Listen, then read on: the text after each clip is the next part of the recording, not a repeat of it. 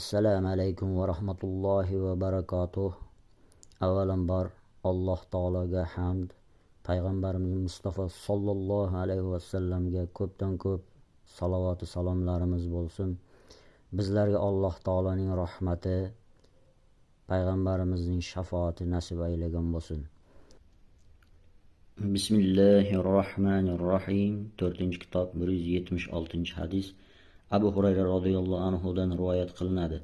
Nabiy sallallohu alayhi vasallam madomiki banda tahoratini sindirmay masjidda namozini kutar ekan, u namozdadir deganlar. Shunda bir ajamiy odam tahorat sinishi nima, ey Abu Hurayra dedi. U kishi ovoz dedilar, ya'ni ovoz bilan chiqqan yel. 4-kitob 177-hadis. Abbod ibn Tamim amakisi radhiyallohu anhudan rivoyat qiladi.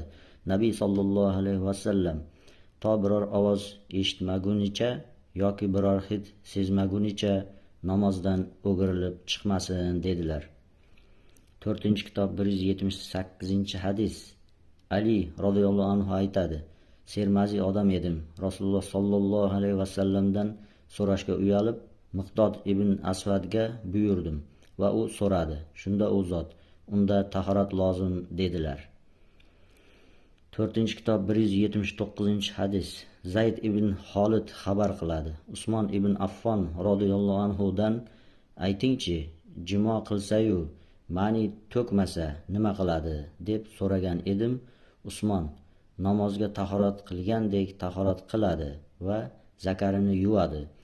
Buni Rasululloh sallallohu alayhi vasallamdan eshitganman dedi. Men bu haqida Ali, Zubayr, Talha va Ubay ibn Ka'b radhiyallohu anhumdan ham so'radim. Ular ham shunga buyurishdi.